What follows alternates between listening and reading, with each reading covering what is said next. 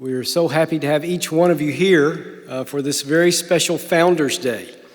Founders Day is a day marked out on the calendar each and every year, sometime during the month of March, during which we recognize the founding of the institution.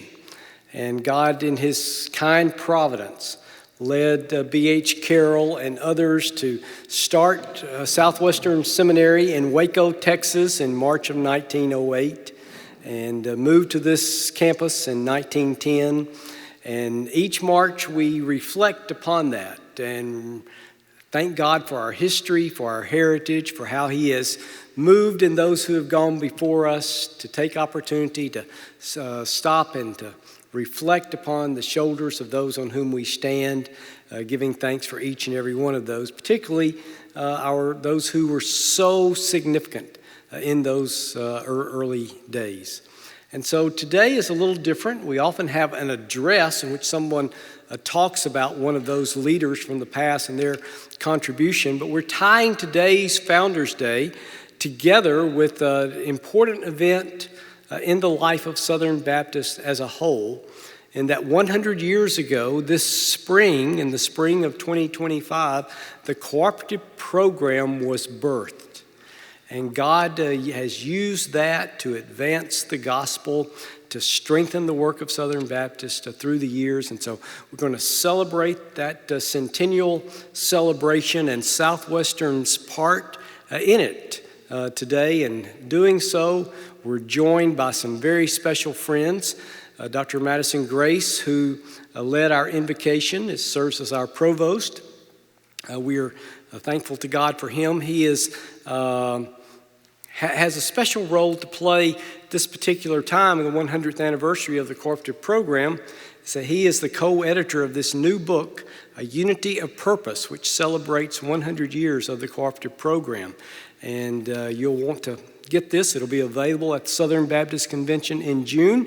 I have an advanced copy here, but you'll want to have that, and it's going to be a great resource for those of us who love Southern Baptist history and who appreciate the work of the cooperative program. He'll be answering some of our key questions and helping us to get started. Our other participants include Dr. Nathan Lorick here on this end, serves as the Executive Director of Southern Baptists of Texas Convention. Dr. Lorick has been a very special friend over the past 2.5 years, and their support and encouragement for the work at Southwestern is something for which we're deeply grateful. Sandy Wisdom Martin leads the work of the WMU across the nation, and we're so thankful for Sandy, her encouragement to us, her passion for the gospel, her love for missions and for the work of the cooperative program. Some of you know I don't particularly enjoy going to all the denominational meetings. But one of the things about going to Nashville, I get to see Sandy when we're there, and she always is a source of encouragement for me, and we're grateful she could be here today. On the other side of Dr. Grace is Dr. Jim Spivey. Dr. Jim Spivey, many of you know because some of you participate in his congregation across the street, Gambrel Street Baptist Church, which actually was birthed on this campus in Fort Worth Hall. And Gambrel Street Baptist Church and Southwestern Seminary are inseparable through the years. He has been so important in that regard.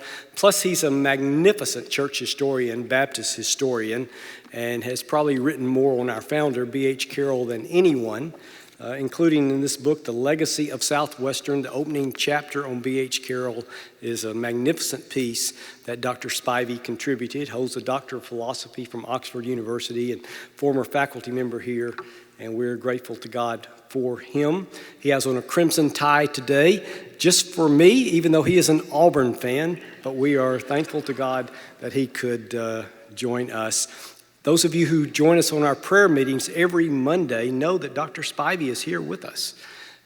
Without missing, and he has been such a good friend over the past 30 months, joining us to pray Monday after Monday, asking for God's blessings on Southwestern. We appreciate his friendship in such a special way. And at the end of the table is Andy Pettigrew. We often talk about cooperative program being the work of advancing missions in Southern Baptist life, so we have a representative from the International Mission Board here, and particularly he is here for the students because he leads what is called the next generation work of the International Mission Board. And so he is here for you today and to see how all of these things connect, not just looking back, but looking forward.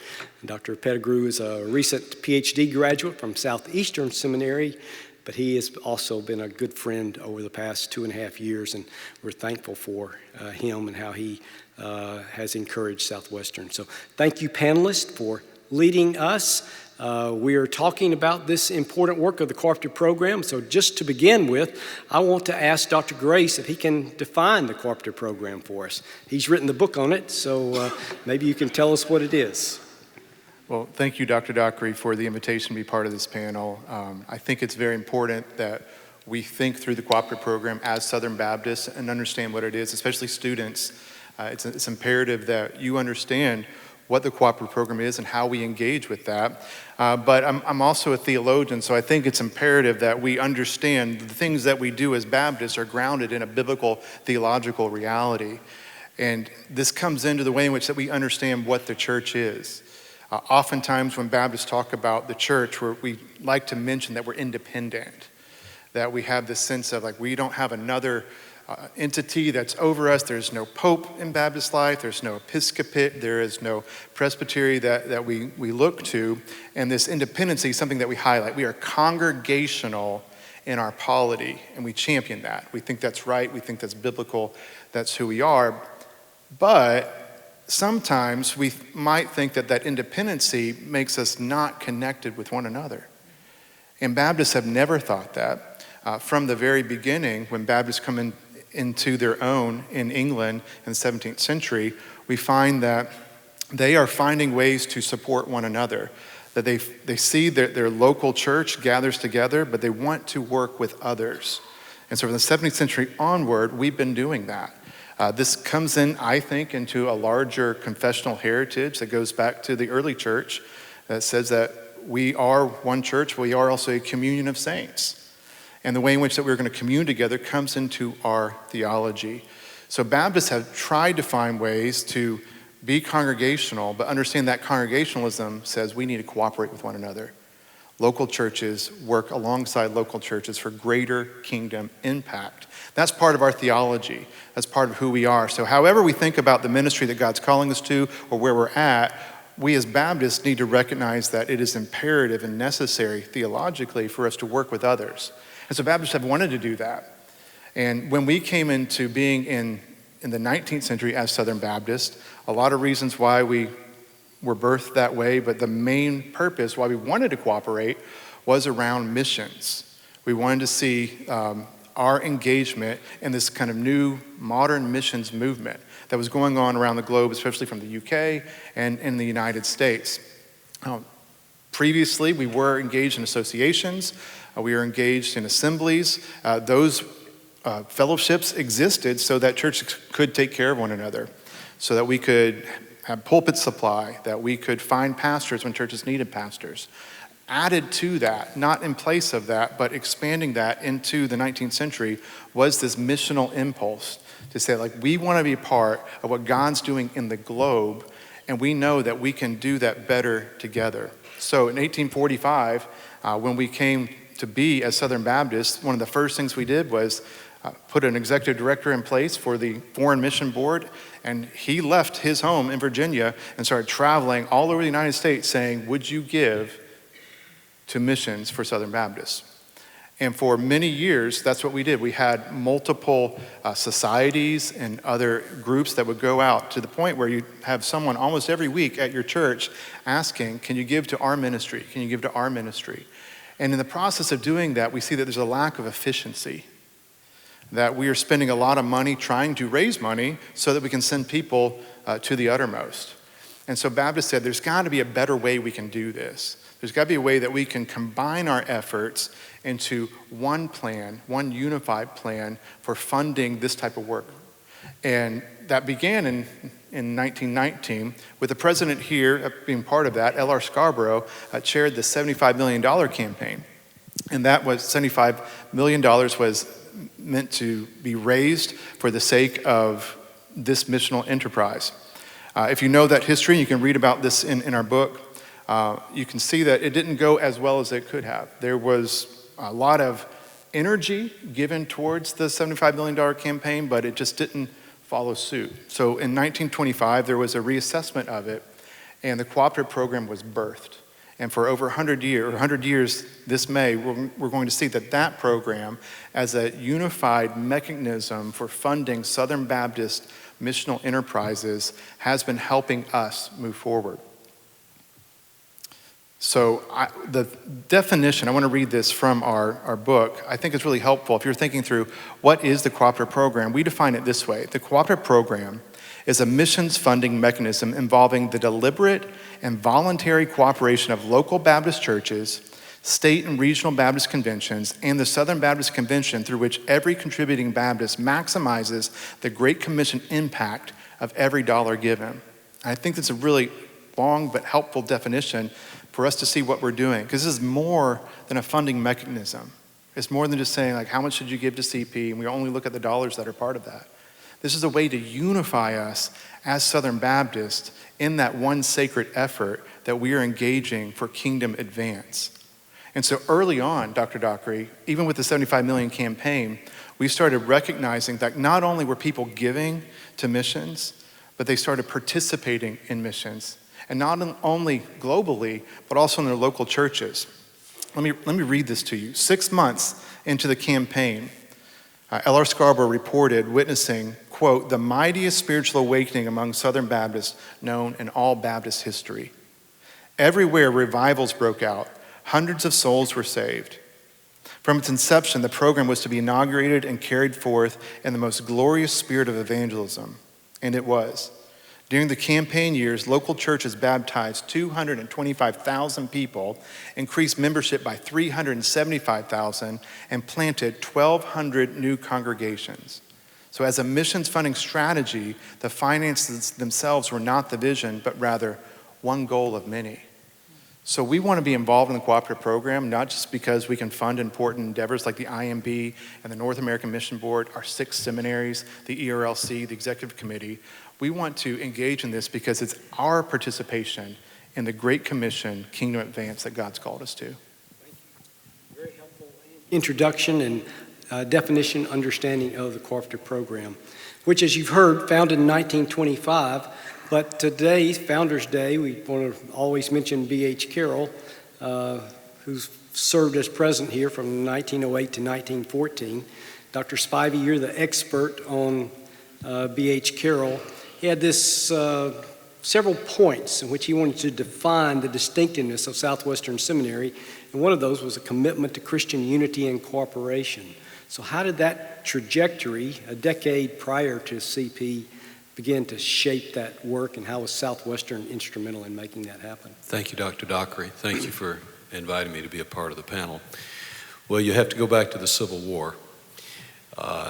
B.H. Carroll had many brothers. They were all over 6'4". They were all in battle on the southern side. You know, one of the interesting things about Carroll is he was always a unifier. As a matter of fact, before the war broke out, he stumped and he debated around the fireside on behalf of union, not secession. He was not a secessionist. But because of his commitment to Texans, and because he was a Texas Ranger then, he then enlisted in the Confederate forces and he fought. And as many of you know, his older, bigger brother carried him off the battlefield with a mini ball in his leg at the Battle of Mansfield in Louisiana. My point is this: he was a unifier. He was a unifier in Baptist life. You know that he was pastor of First Baptist Waco for many years, but he was a denominational man. He believed in denominational unity. There were 4 conventions at that time at the end of the 19th century of Southern Baptists in Texas. In 1883, he took the initiative to bring them together, and 3 years later then formed a unified convention of Southern Baptists, the Baptist General Convention of Texas. And it was part of that really first generation that Carroll was as a unifier. And he, I think, cast a shadow into the early 20th century that stood for unity. You know, I think about the BGCT, the letters there, R.C. Buckner, B, G, J.B. Gambrell, C, B.H. Carroll. So who's the T? George W. Truett. And Truett was the man that then was in the next generation that led the commission that put together the 75 million campaign. And as you have heard, Scarborough then led the Southwide campaign to raise the money. And do you know who the president of the convention was in 1919 when they formed the 75 million campaign? J.B. Gambrell. So the cooperative program, I'm an Alabamian, but I'm proud to be a Texan now. And Texas was right at the heart, in the shadow of Carroll, even after his death, and leading the beginning of the cooperative program. It was Texas born in the hearts of those 3 men, Truett and Gambrell and then Scarborough. They stood in the shadow of Carroll. Yeah, thank you. So B.H. Carroll and L.R. Scarborough, very instrumental in these things. As you teach Baptist history and heritage, Dr. Grace, how do you connect these things together for our students to be able to think about these matters? So when we teach Baptist heritage, we want to make sure that we have the full history and theology of who Baptists are. And part of that is understanding that impulse. And so we walk through the history of the Southern Baptists, and especially walk through the history of the cooperative program, and then trying to show what the cooperative program is doing today. That's a large part of what we do in these classes. Some of you haven't taken it yet, so this is something you can look forward to. Sign up for these classes and learn about what the CP is doing. I gave that definition a few minutes ago, but we know today, as churches are giving towards the cooperative program on the national level, those funds are coming forward to help fund the International Mission Board, to fund the North American Mission Board, and to fund us as Southwesterners. And I think it's important for us to understand, like, the #1 scholarship at Southwestern Seminary comes from the cooperative program. It exists so that we can continue in this work to send out more missionaries, more ministers, and more pastors throughout the globe. And so I want our students to really understand this from their own perspective. Sometimes I say it, like, if you're here, you are breathing Baptist air. You are engaging in Baptist places because of the cooperative program that helps support the ministry that we have to do here at Southwestern, and to effectively train you in the ministry that you will be doing. So we walk through the history of it, we walk through the theology of it, but we try and understand, like, that we are recipients. And from that when we go into ministry, that we don't just think this is a point of history, but this is a participation that we get to carry on for generations to come, so that we can send out more missionaries, that we can send and train more pastors and ministers for kingdom advance. I think that's important. So Sandy and Dr. Spivey, I'd like for you to speak a little bit more about the $75 million campaign, how it helped to shape the cooperative program. What role, Sandy, did WMU play in that? And Dr. Spivey, what role did Southwestern play in those things? WMU was very committed to the 75 million campaign. They agreed to fund $15 million of the $75 million campaign. And though the campaign fell very short of its goal, in that 5-year period, they did raise more money for Southern Baptist missions than the previous 74 years of our existence. And I do think WMU was the only one who met their $15 million goal. Just gonna put that in. Just to put it clear. But it's amazing to me that that money today would be worth $300 million. How did they do that? I have no idea, only by the grace of God. We talk a lot about next generation. It was one thing to start the cooperative program. It was another thing to continue and for it to be successful, as Sandy has said and Madison has said, and Dr. Dockery. They committed to raise $75 million. They pledged almost $93 million. They over-committed, but they undergave. And there were some reasons for that. There was a depression, not the Great Depression.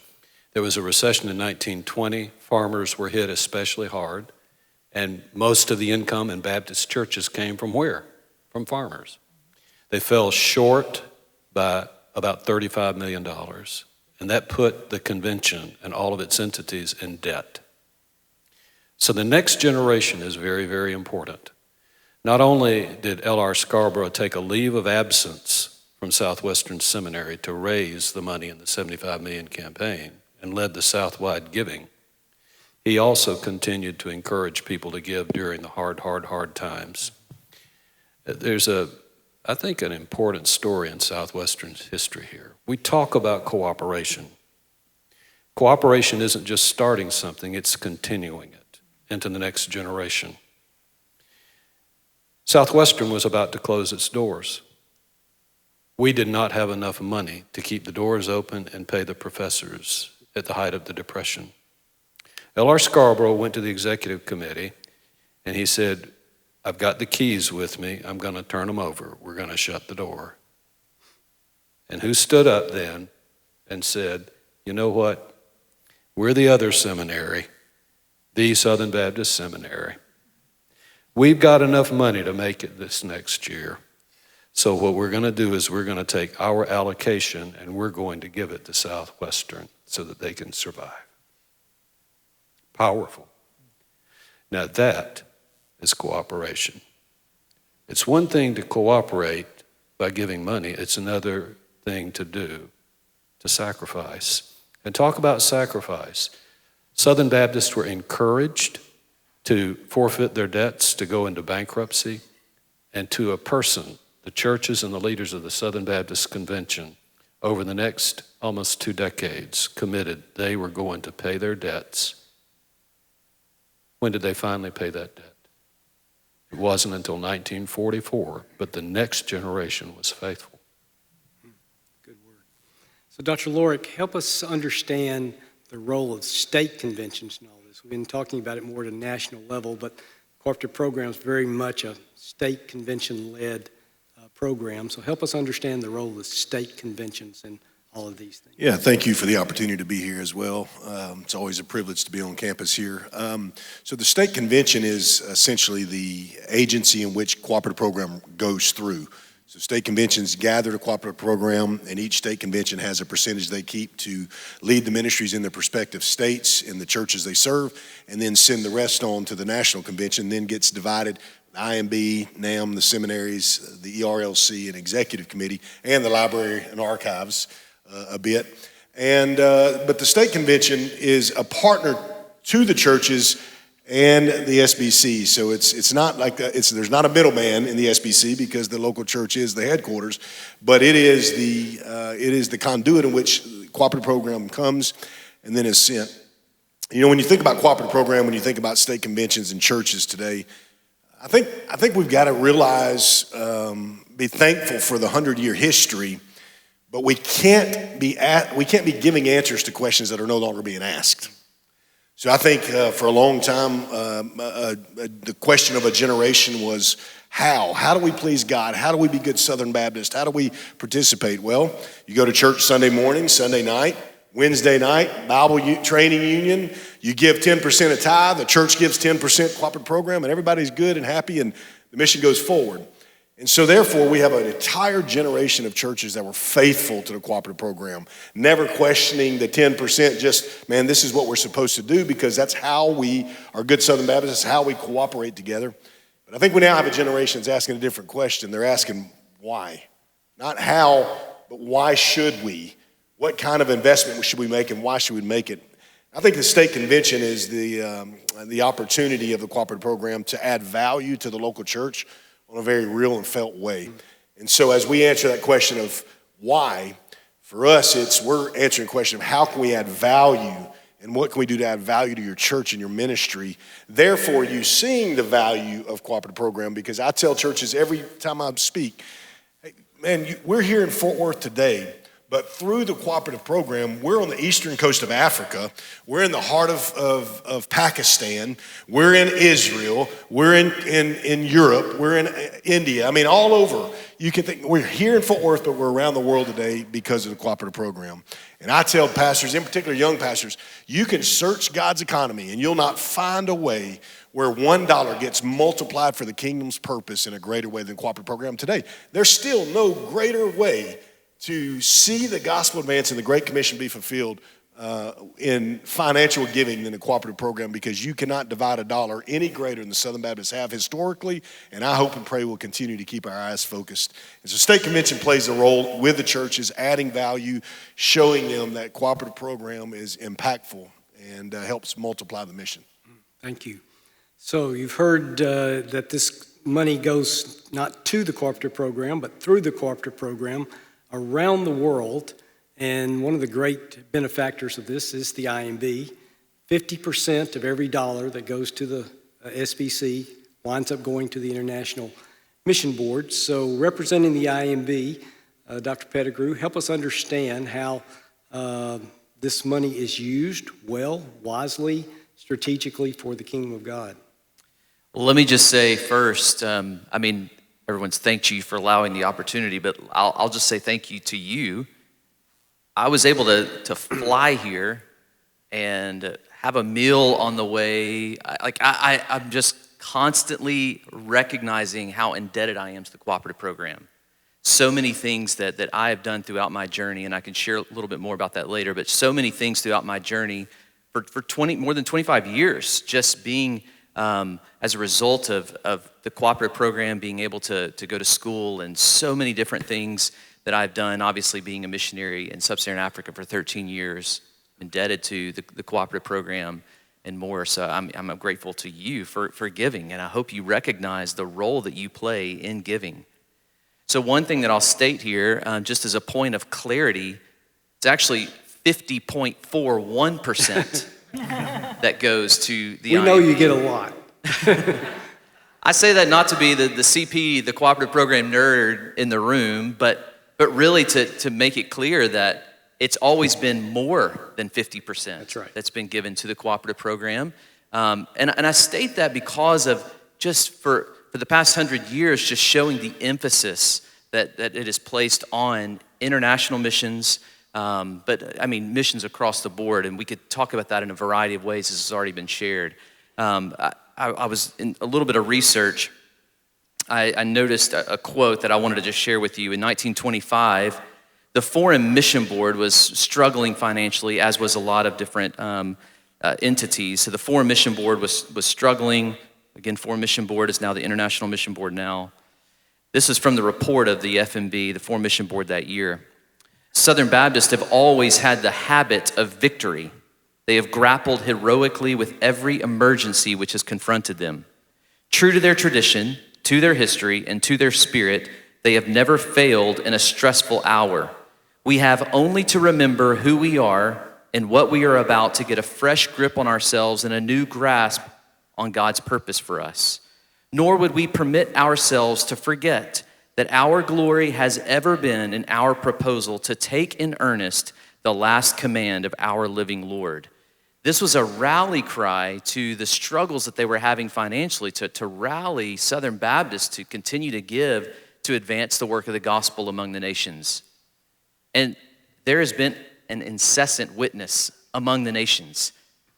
You think even recently with the COVID-19 impact on the world, it didn't stop missionaries continuing to spread the gospel, but there have been far worse crises that have taken place in the history of our country. And yet, the gospel continued to go forth among every nation, tribe, people, and language, or at least moving in that direction. An incessant witness among the nations. Now, to answer your question, how is the IMB using cooperative program dollars to advance the gospel among the nations? I'll say it simply. Healthcare, visas, schooling for missionary kids, a place to live, food on the table. You could think planes, trains, and automobiles, any way to get the gospel to where it needs to go.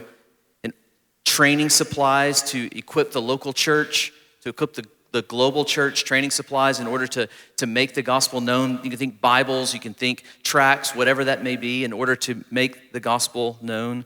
Everything a missionary needs to carry out the missionary task comes from the generosity of Southern Baptist giving to the cooperative program and also the Lottie Moon Christmas offering. I mean, seriously, everything.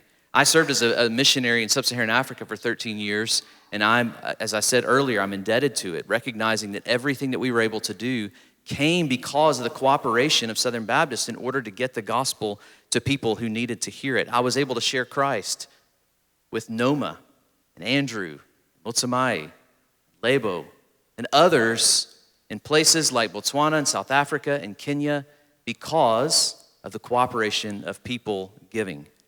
We are able not just to survive, but to thrive on the mission field for the sake of the gospel.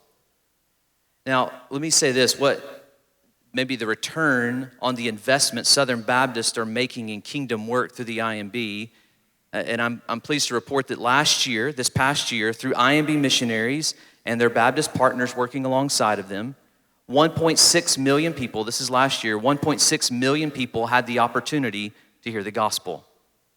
Half of those who heard engaged with the message and the messenger enough to be challenged to respond.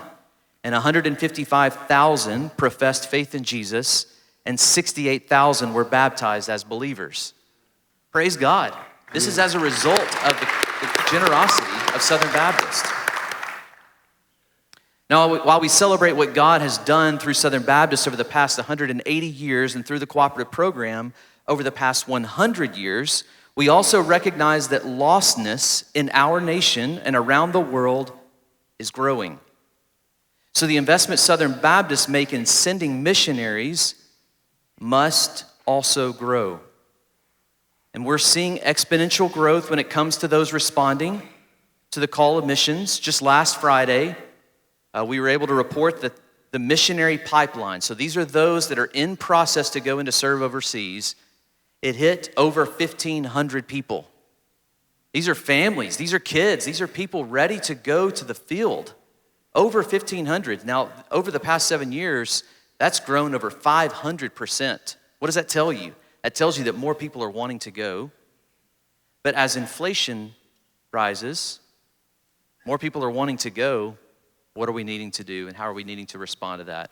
I can save some of those comments for later, but what I'll just say here is just the way that God is using cooperative program dollars, Lottie Moon Christmas offering, these funds in order to go and to advance the gospel, cooperation for the sake of seeing the name of God worshiped and known among every nation, tribe, people, and language. Yeah, thank you. That's wonderful.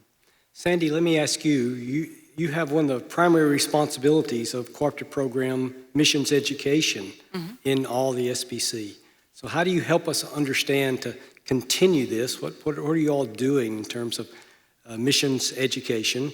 And perhaps you tell us even why you do this, because everybody up here is talking about how they benefit from the cooperative program, and not a penny of cooperative program money goes to the WMU, yet you're our biggest champion. So how do you bring all these things together? Well, WMU, it's built in our DNA to be generous. That's actually how we were formed. We were formed at the request of the boards. Brother Tupper at the International Mission Board, the Foreign Mission Board, saw the untapped potential of women for missions giving, and he gathered women in every state, a Central Committee of Baptist Women, for the purpose of raising missions. And Dr. Tishner at the home board said, I like what you're doing, can we join in? And Dr. Tupper said, no, find your own women. And so he went and formed these central committees of Baptist women. And then they started meeting at the Southern Baptist Convention, and pretty soon they said, let's make this formal. And that's how WMU was birthed. But we were birthed to systematically raise money for missions. So the cooperative program was right in our wheelhouse. Today, it's the same. We are passionate about calling Baptists to generosity. We do missions discipleship because we believe it is biblical. We believe in the second chapter of Acts and the Acts model of cooperation where church members raise the money and we send people out. And so that's what we're still doing today. We're calling people to generosity. Our responsibility is to tell the stories of Southern Baptist missionaries. So I always say it like this. Would your church benefit if church members knew what God was doing through Southern Baptist missionaries around the world? Of course they would. Would your church benefit if we called them to deeper prayer for our missionaries? Yes. Would they benefit if we called them to generosity? Yes. Would they benefit if we asked them to do missions, taught them how to do missions and to tell others about Jesus? Yes, absolutely. Well, that's what we do as WMU. We make disciples of Jesus who live on mission. We are passionate about the cooperative program because we are passionate about our missionaries, state missionaries, national missionaries, international missionaries. So all through the years, we've been passionate about the cooperative program. I look at history. In 1931, WMU provided 50% of the CP receipts. How did they do that? As Brother Spivey said, these were farmers and these were hard times, but women, if they had nothing else, had chickens. And they sold eggs that were laid on Sunday, set that money aside for missions. In the late 40s, if I'm reading the history correctly, WMU provided an average of 83% of all cooperative program receipts. And it's just amazing what they accomplished. And we want to carry on that tradition of being passionate about our cooperation. Last year we did something kind of fun, a little bit crazy. We were studying about an IMB missionary couple in Brazil who lived on a floating house. And we thought, wouldn't it be fun to invite the children to learn about the cooperative program and to build a life-size houseboat out of popsicle sticks? And we did that. 750,000 popsicle sticks. And we built it and we floated it on the lake. And children from all over the United States learned about the cooperative program. We invited the entities to participate. And so I have brought with me the popsicle platform that was sent from Southwestern. And I don't know if you can see this on the camera, but it is a work of art, a hand-painted work of art, and that we treasure at National WMU. So I wanted to let you know that I've got something to give you a little bit later. We have, out of 750,000 popsicle sticks, we consider yours to be best in show. And we're giving you a medal for your best in show. Thank you. We love partnering with you. Yeah, we're honored to partner with you, and we receive that gratefully and gladly. We often talk about cooperative program, the Annie Armstrong offering, Lottie Moon offering. A lot of people get these things confused. Churches sometimes blend them together.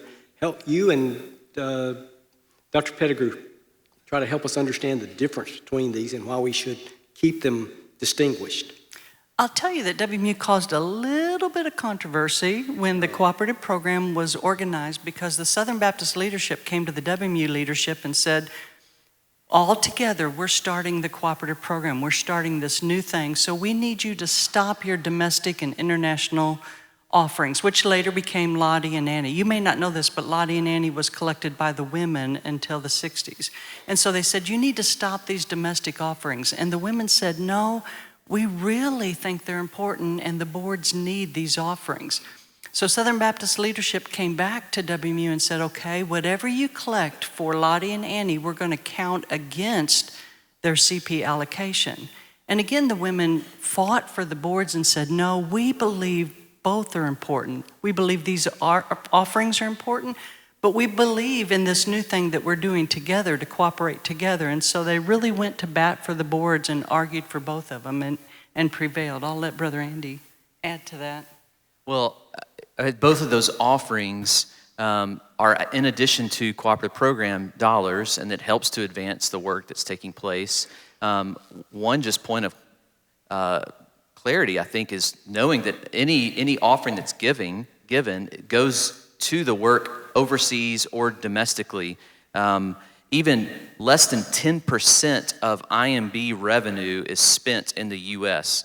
And even of those, that 10%, most of that is spent vetting and helping prepare missionaries. So even the training that takes place in Richmond, Virginia, a lot of that's going to that. So it's all going to overseas. They are distinct, but it is in addition to cooperative program dollars in order to help carry the work overseas. So when we talk about giving to missions, it's always talked about that 100% of your Lottie Moon dollars goes directly overseas. But it's important to talk about cooperative program and Lottie Moon. These go together in order to advance the work. This will be the same thing with Andy Armstrong for the North American Mission Board as well. And we work closely with WMU. In fact, if you hear a goal that comes out about Lottie Moon, it's done in cooperation with Sandy Wisdom Martin. She has to approve this. So the WMU is speaking into this. It's all used in order to still do the work of mission. So these aren't two separate things in that one goes to the U.S. and one goes overseas. It's all going overseas or all used domestically in missions. Yeah, thanks. So, Dr. Lorick, you mentioned this earlier about the change from how to why. So what are some of the challenges that we see facing cooperative program now at both the state and national level, and how do we identify these and maybe seek to address some of them? Yeah, well, first, I think that you have a generational shift from denominational loyalty. I don't think the generation now feels as loyal to being a part of the denomination. I think they're loyal to who adds value to them and to the mission. I also think one of the issues is, I think when the cooperative program was formed and for many, many years after that, Southern Baptists were about the urgency of the mission. And it seems with social media and these things now, we're about the urgency of the moment. What kind of calls can we create in the moment? And we've got to get back to the urgency of the mission. We've got to get back to where when we realize we stand before God, man, we're it's not about what you posted on Twitter. It's about where you exhausted your life for the glory of God and seeing people come to know Christ and be made disciples. There's a lot of challenges with cooperative program. With the day that we live in with technology and social media, things are spread so rapidly, and people tend to believe social media so quickly, and it begins to impact opinions and thoughts about Southern Baptist and who we are versus, understanding the good about cooperative program. I like to say it this way: cooperative program is not really a program. It's a seminary student trained to stand on the Word of God and to preach the infallible, inerrant Word of God. It's a missionary sent to leave what they dream of here, to go called by God to take the gospel to the nations. It's a church planter moving his family to a city where he knows no one and toiling in that hard soil and launching a new gospel presence known as a church. See, the cooperative program is really a people on mission with God. It's not really a program. So we have to identify the problems. The problems would be, listen, as Southern Baptists, we have got to stop majoring on minors, and we've got to get the urgency of the mission back in front of us. And we've got to focus on what God has called us to. Even here in Texas, there's almost 19 million lost people in our state. 19 million lost people. And see, the cooperative program helps us plant churches all across Texas. It helps us train you up and help you get into churches after God has called you and equipped you here to help find a place where you can go and serve out your calling. It's helping dying churches have a renewed spirit and a renewed life. The cooperative program drives and fuels all that. Friends, listen, we have got to once again feel the urgency of the mission, the urgency of reaching lost people, the urgency of seeing disciples made, the urgency of seeing people equipped and sent with the gospel of Christ across the street, across our cities, across our state, our nation, and ultimately across the globe. We have a lot of challenges, and I know that there's a lot of things that we can read. And somebody asked the other day about the Southern Baptist Convention in June. I said, man, this one's going to be interesting. We got this issue, and it's only March. I mean, we've still got 2 months to go, But the truth of the matter is, our convention of churches is the Lord's. And he owns the cattle on 1,000 hills. And if our heart will be aligned with his mission, he will fund our mission. I believe that. But we have some challenges, but the truth of the matter is, if we come together, stay focused on the urgency of the mission that God's called us to, God will provide everything that we need to accomplish his task. Well, that's a good word. So, Dr. Grace, this book not only looks back to the history of CP, but looks forward in a very hopeful way. So why are you hopeful about the future of cooperative cooperative program? I'm hopeful for the future of the cooperative program because I'm hopeful for the people called Southern Baptist. I agree with everything that Nathan said here. We do need to come back to the why again. There's a good bit of education that we need to have to understand what it is that we're doing. And part is that identity. I know we didn't mention it as part of the cooperative program, but as part of Southern Baptist, the Sunday School Board and Lifeway have been a significant part of who we are. And in the last few years, we've had more opportunities as churches to engage in different type of products that are out there. But for a long time, the Sunday School Board and Lifeway was kind of a central identifying Southern Baptist entity. You sang out of the Baptist hymnal, you taught out of the Sunday school material that Lifeway presented to us. And we did this not just because that was the only game in town, we did this because we were unified. We did this because we decided it's like, this is how we're going to be Southern Baptists. And just adding to what Nathan said here, as we look at that mission, so students, listen, this is on you. What type of ministry are you going to be? How are you going to engage in churches? What is that type of theological fellowship that you're going to seek after that I think God has called us to? And the future is hopeful because we have people saying, yes, I want to work together. We do see division. Baptists have been dividing since the beginning as well. It's like we get something in our crawl and we break apart. We start talking about issues coming into conventions every year. And yet we need to be reminded of why we exist. And the reason we exist is for that mission. The reason we exist is because there are countless names that you didn't mention that haven't heard the gospel that we want to send some of you to make sure that they hear the gospel and come from darkness into marvelous light.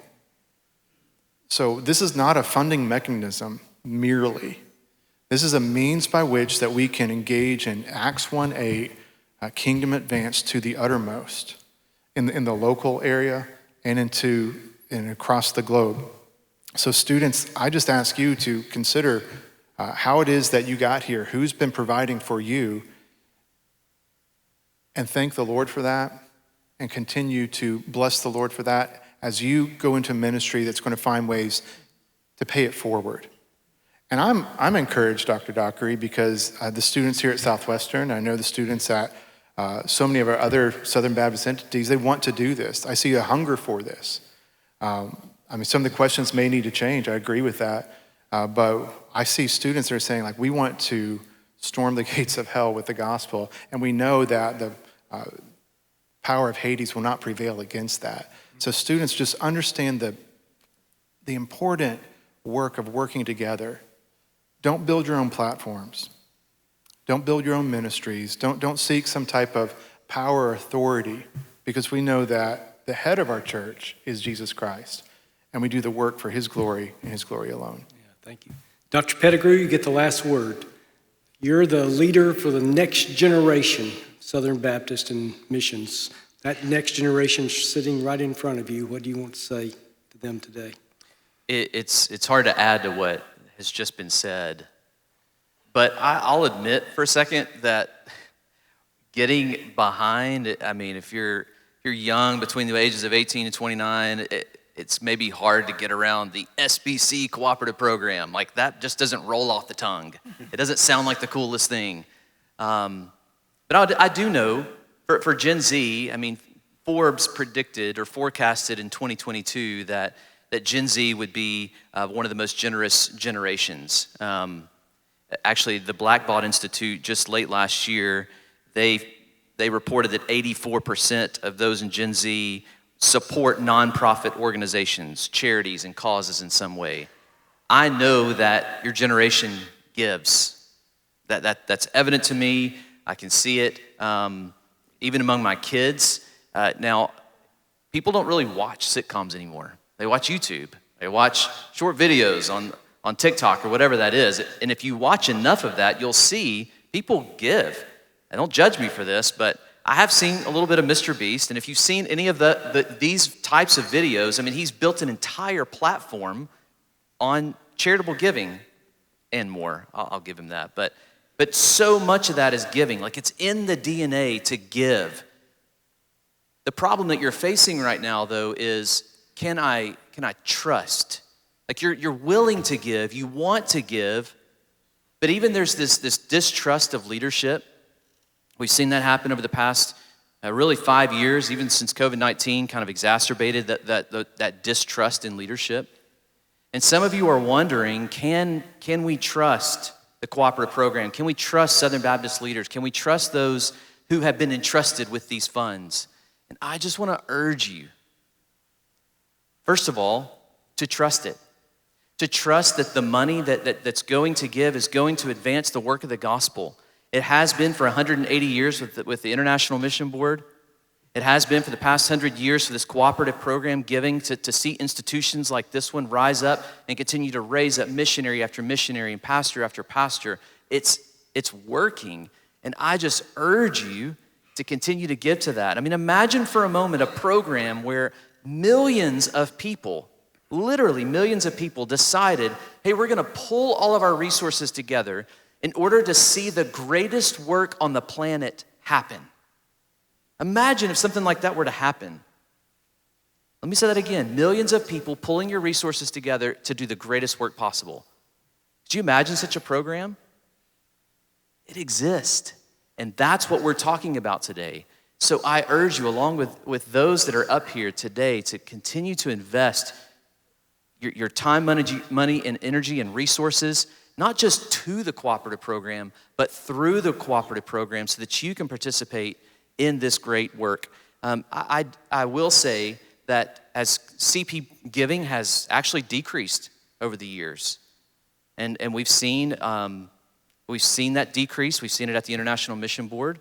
Right now, we can equate some of the decrease to be about 300 missionaries that we may struggle to support as a result of some of the decrease in giving. So do we need to pull 300 back? Absolutely not.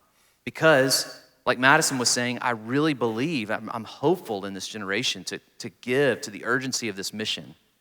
So my plea to you is to trust that it is going to do the work that we're talking about.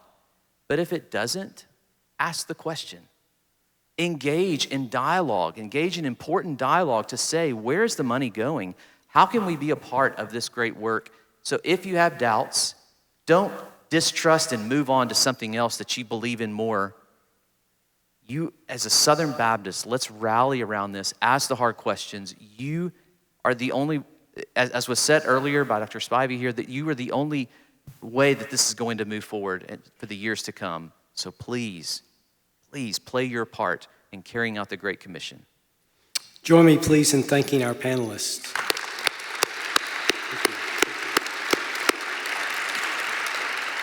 There are some of you who are going to take this next step next week, spring break. Some of you are going on special ministries and mission projects. If you're going to do that, we'd like to invite you to come forward. Dean Sieberhagen, would you come? We'd like to pray a special prayer for you, over you. Would you come at this time? Stand here at the front. Dr. Sieberhagen, you come. Voice a prayer, and we're going to let this prayer be our closing benediction for today. Would you stand with me as we pray?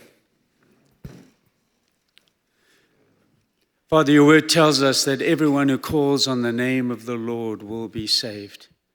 But Father, how can they call unless they hear, and they can't hear without a preacher, and they can't preach unless they're sent? So we commit to that today, these precious folks standing before us who will be going to Southeast Asia, an ends of the world place. And Father, we'll be going across our nation into churches as part of Revive This Nation. Father, they are going so that people may call on the name of the Lord and be saved.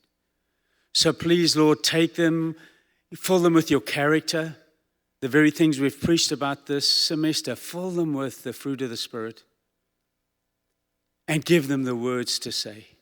Words of life. Father, the gospel, where they need translation help, would you provide that? But Father, we're asking that people will be saved because of these that we send out. They're our precious ones. We go to the nations through them. We commit them to you in the name of Jesus. Amen. We're dismissed.